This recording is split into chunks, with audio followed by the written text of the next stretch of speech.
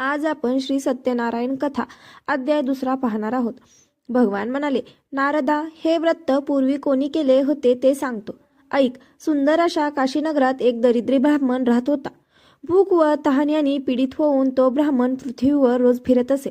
आचारनिष्ठ व धार्मिक ब्राह्मणावर कृपा करणारा भगवान त्या दुःखी ब्राह्मणाला पाहून भगवंतांनी वृद्ध ब्राह्मणाचे रूप घेतले व काशीनगरातल्या त्या ब्राह्मणाला प्रश्न विचारला, हे ब्राह्मणा, तू दुःखी होऊन दररोज पृथ्वीवर कशासाठी फिरतोस?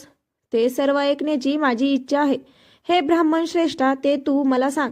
हे वृद्ध ब्राह्मण रूपी भगवंताचे भाषण ऐकून तो ब्राह्मण म्हणाला, मी अति दरिद्री ब्राह्मण आहे। मी भिक्षा मागण्यासाठी रोज पृथ्वीवर फिरतो। हे भगवंता, दरिद्री नाहीसे करण्याचा एखादा उपाय आपणास माहीत असेल तर तो कृपा करून मला सांगा। असे ब्राह्मणाचे भाषण ऐकून भगवान म्हणाले, सत्यनारायण नावाचा विष्णू सर्वांचे सर्व इच्छा पूर्ण करून मनातली फलं देणारा आहे। जे व्रत केले असता मनुष्य सर्व दुःखातून मुक्त होतो, त्या सत्यनारायणाचे पूजनात्मक उत्तम व्रत तू कर। त्यानंतर ब्राह्मणाला पूजनाचे सर्व विधान सांगून सत्यनारायण प्रभू तिथेच गुप्त झाले। वृद्ध ब्राह्मणाने सांगितलेले व्रत मी अवश्य करीन असा ध्यास दरिद्री ब्राह्मणाला लागल्यामुळे त्याला रात्री निद्रा लागली नाही। नंतर तो ब्राह्मण सकाळी उठून मी आज सत्यनारायणाचे व्रत करीन असा मनाशी निश्चय करून गावात भिक्षा मागण्यासाठी गेला। त्याच दिवशी त्या ब्राह्मणाला खूप पैसा मिळाला व त्याने पूजेची सर्व तयारी करून आपल्या बांधवासह सत्यनारायणाचे पूजन केले। नंतर तो दरिद्री ब्राह्मण या सत्यनारायण व्रतामुळे सर्व दुःखातून मुक्त झाला व धनधान्यांनी समृद्ध होऊन आनंदी झाला। त्यावेळेपासून तो ब्राह्मण प्रत्येक महिन्याला सत्यनारायण व्रत करू लागला व या व्रतामुळे सर्व पापातून मुक्त होऊन अंती दुर्लभ अशा मोक्षाला गेला। ब्राह्मणा हो, ज्यावेळी हे सत्यनारायण व्रत जो कोणी मनुष्य भक्तिभावाने करील त्यावेळी त्याचे सर्व दुःख नाहीसे होईल। मुनी हो, याप्रमाणे नारायण भगवंताने नारदांना सत्यनारायणाचे व्रत सांगितले, तेच मी तुम्हाला सांगितले, अन्य काय सांगू? ऋषी पुन्हा विचारतात, त्या ब्राह्मणापासून हे व्रत कोणी ऐकले व नंतर कोणी प्रत्यक्ष हे व्रत केले ते सर्व ऐकण्याची इच्छा आहे व श्रद्धा पण आहे। सूत म्हणतात, मुनी हो, हे व्रत पृथ्वीवर कोणी केले ते सांगतो, ते ऐका। एकदा हा ब्राह्मण आपल्या वैभवाप्रमाणे आपले बांधव व इष्टमित्र यासह आनंदाने व भक्तीने हे व्रत करीत असताना लाकडे विकणारा मोळीविक्या त्या ठिकाणी आला।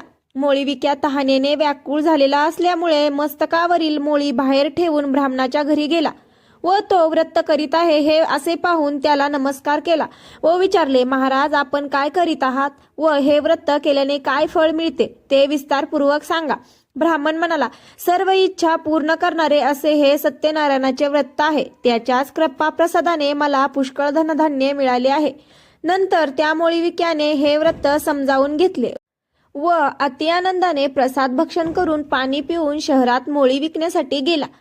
सत्यनारायणाचे चिंतन करीत लाकडाची मोळी मस्तकावर घेऊन या गावात लाकडे विकून जे द्रव्य मिळेल त्या द्रव्याने मी सत्यनारायणाचे उत्तम पूजन करीन असा मनाशी त्याने निश्चय केला व धनिक लोक ज्या नगरात राहत होते तेथे तो गेला व त्या दिवशी त्याला दुप्पट द्रव्य मिळाले।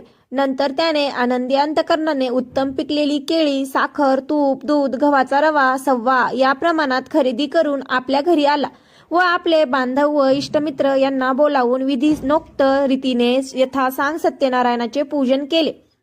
सत्यनारायण व्रताच्या प्रभावाने तो मोळीविक्या धनधान्य व पुत्र इत्यादी संपत्तीने युक्त झाला व या लोकात सुख भोगून शेवटी सत्यनारायण प्रभूच्या लोकी गेला। या ठिकाणी सत्यनारायण कथेतील 2 अध्याय पुरा झाला। हरे नमः। मित्र आणि मैत्रिणींनो, आपला श्री सत्यनारायण देवता कथेचा 2य अध्याय इथे समाप्त झालेला आहे। 3य अध्याय पुढील व्हिडिओमध्ये पाहणार आहोत। त्यासाठी आपल्या चॅनलला सबस्क्राईब करायला विसरू नका।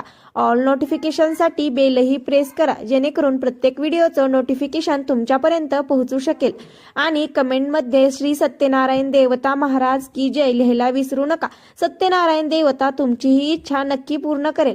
भेटूयात अशाच रोचक आणि माहितीपूर्ण व्हिडिओमध्ये। तोपर्यंत धन्यवाद।